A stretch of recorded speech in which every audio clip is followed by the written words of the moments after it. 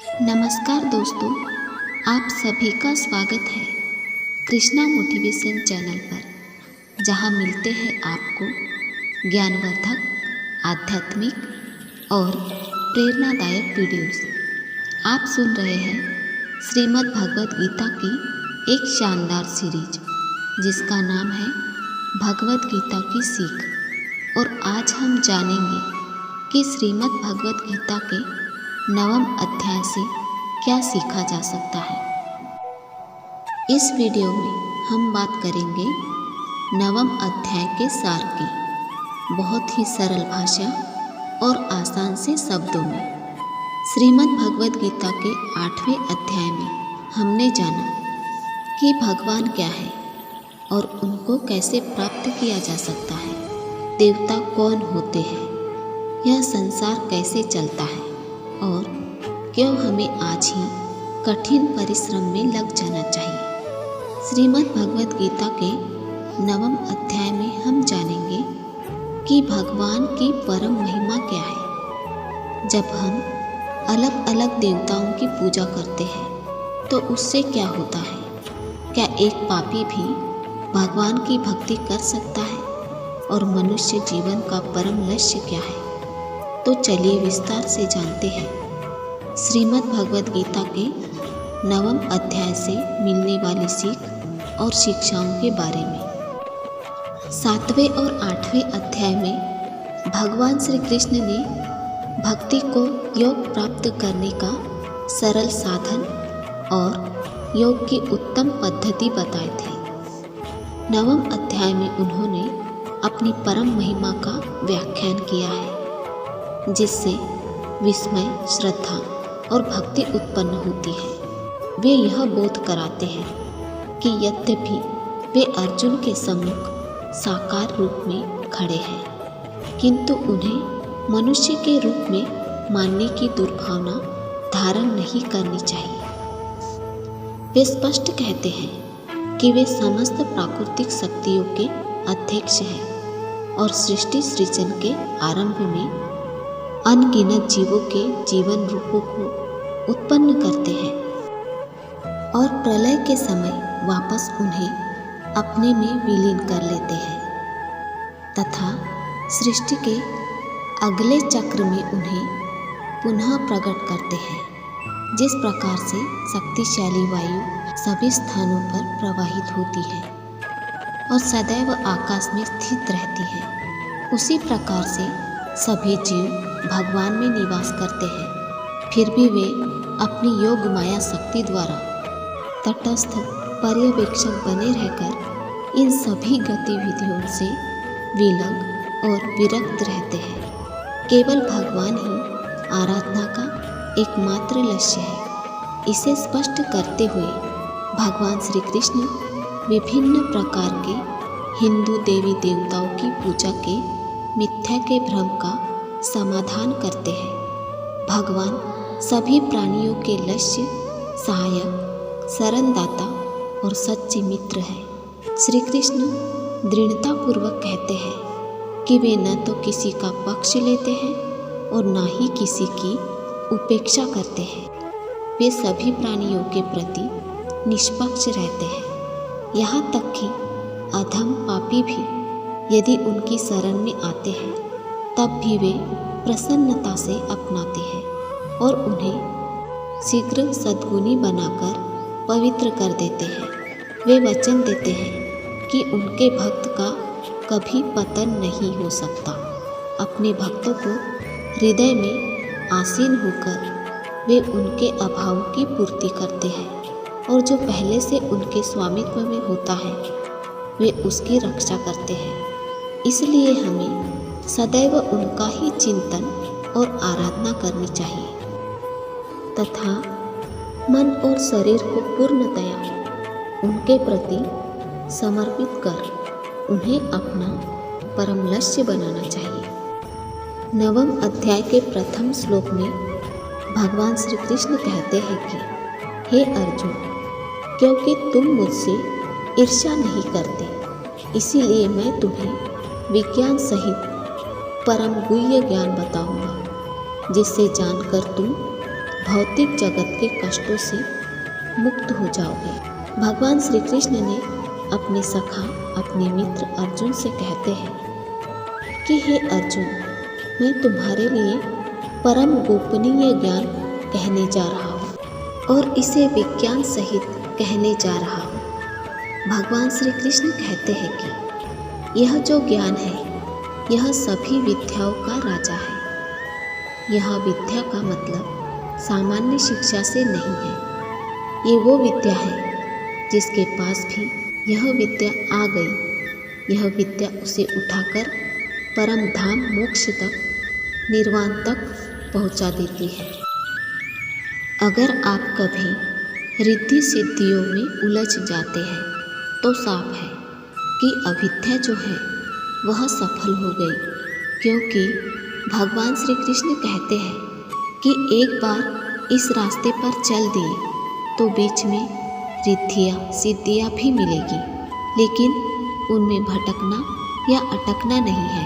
हमें वहाँ तक पहुँचना है जो हमारी मंजिल है, जो आखिरी छोर है, जिसे परम धाम मोक्ष कहा जाता है।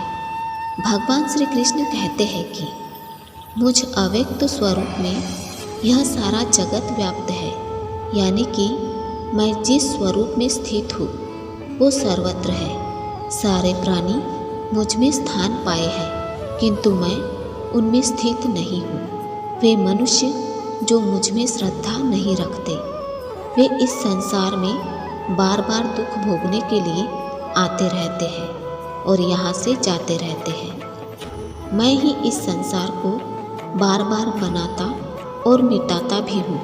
हे कुंती पुत्र, एक कल्प के अंत में सभी प्राणी मेरी आदि प्राकृत शक्ति में विलीन हो जाते हैं और अगली सृष्टि के आरंभ में मैं उन्हें पुनः प्रकट कर देता हूँ। प्राकृत शक्ति का अध्यक्ष होने के कारण मैं बार बार असंख्य योनियों के जीवों को उनकी प्रकृति के प्रभाव के अनुसार पुनः पुनः उत्पन्न करता हूँ।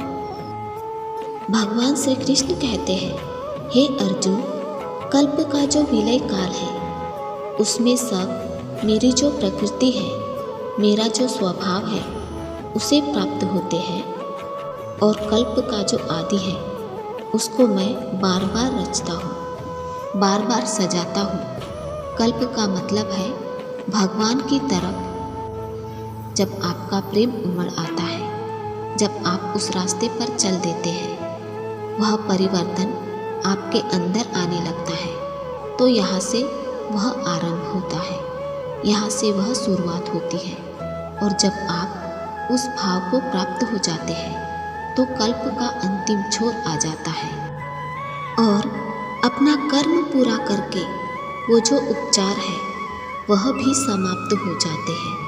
भगवान कहते हैं कि एक रचयिता तो मैं हूँ जो भूतों को कल्प के लिए प्रेरित करता हूँ, और दूसरी जो रचयिता है वह यह प्रकृति है जो मेरी अध्यक्षता में, मेरी उपस्थिति में इन भूतों को रचती है।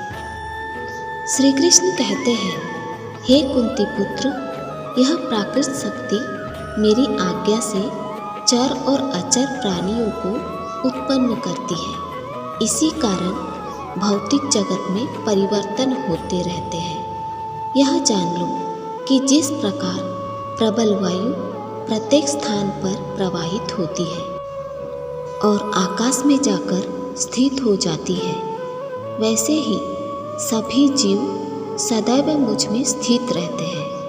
यह भी एक तरह का कल्प है जिसमें स्वभाव परिवर्तन होता है, काल परिवर्तन होता है, शरीर परिवर्तन होता है।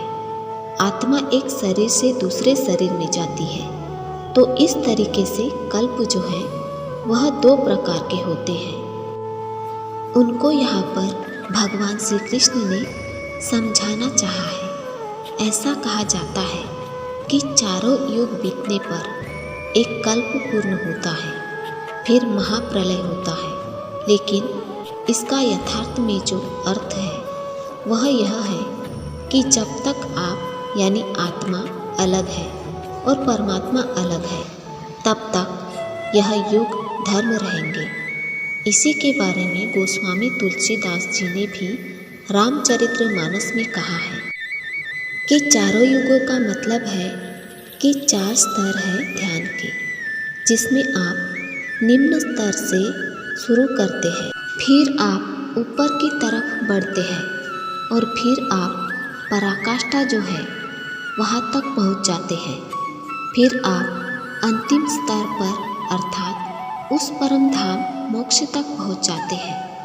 इस प्रकार आत्मा और परमात्मा एक हो जाते हैं और आत्मा का परमात्मा में विलय हो जाता है। श्री कृष्ण कहते हैं, मैं ही मनुष्यों को उनके कर्म के अनुसार फल देता हूँ, पुनर्जन्म देता हूँ, लेकिन मुझे मेरे कर्म का बिल्कुल भी मोह और अहंकार नहीं है।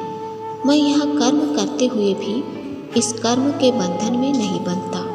सब कुछ करके भी मैं यह नहीं मानता कि मैं कुछ करता हूँ। मेरी माया के जाल में फंसने वाले और मुझे नहीं समझने वाले मूर्ख लोग और बेकार की आशा और बेकार के कार्य करने वाले लोग हमेशा इसी संसार में फंसे रह जाते हैं। आगे भगवान श्री कृष्ण कहते हैं कि बहुत सारे लोग मुझे समझ नहीं पाते, मेरे रूप को समझ नहीं पाते। दोस्तों, कहते हैं ना कि जाके रही भावना जैसी, प्रभु मूर्ति देखी तिन तैसी। इसी बात का प्रतिपादन इससे भी होता है कि भगवान श्री कृष्ण के युग में भी, उस दौर में भी बहुत से लोगों ने उनके यथार्थ स्वरूप को समझा ही नहीं। वह समझ ही नहीं पाए कि भगवान हमारे साथ रह रहे हैं। कोई उन्हें किस नाम से बुलाता था तो कोई क्या कहता था, उन्होंने असली रूप समझा ही नहीं। भगवान यही बात अर्जुन को समझाते हैं। अपने मित्र, अपने सखा से कहते हैं कि हे अर्जुन, मैं उस धाम में स्थित हूँ, मुझे लोग नहीं समझ पाते। मुझे वह मनुष्य शरीर के आधार वाला समझते हैं, तुच्छ समझते हैं।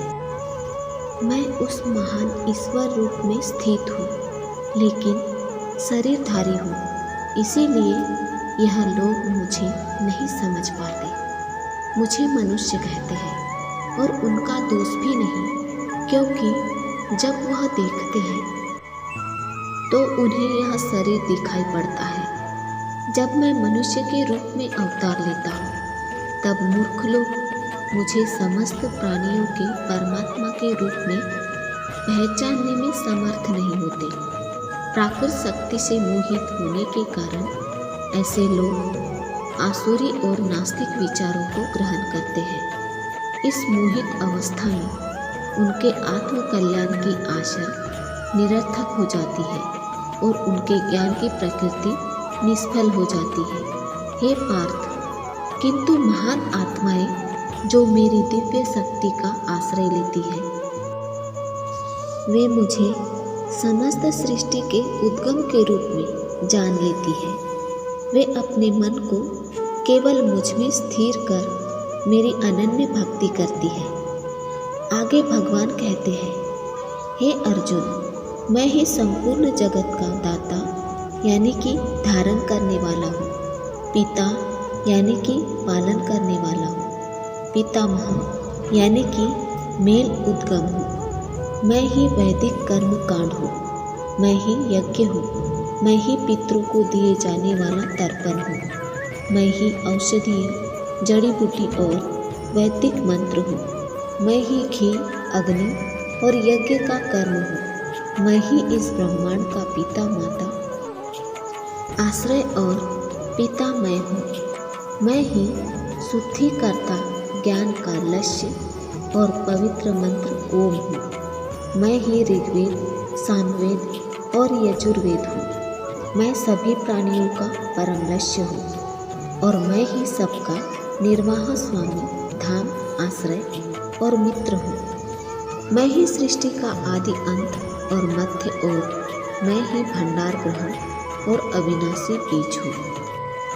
हे अर्जुन, मैं ही सूर्य को गर्मी प्रदान करता हूँ तथा वर्षा को रोकता और लाता हूँ। मैं अनस्वर तत्व और उसी प्रकार से साक्षात मृत्यु हूँ। मैं ही आत्मा और उसी प्रकार से मैं ही पदार्थ हूँ। जो वेदों को पढ़कर स्वर्ग प्राप्ति के लिए मेरी पूजा करते हैं, वे लोग इंद्र के स्वर्ग का आनंद भोगते हैं, लेकिन उनके स्वर्ग के सुख तब तक ही चलते हैं जब तक कि उनके मानव जीवन के पुण्य खत्म नहीं हो जाते।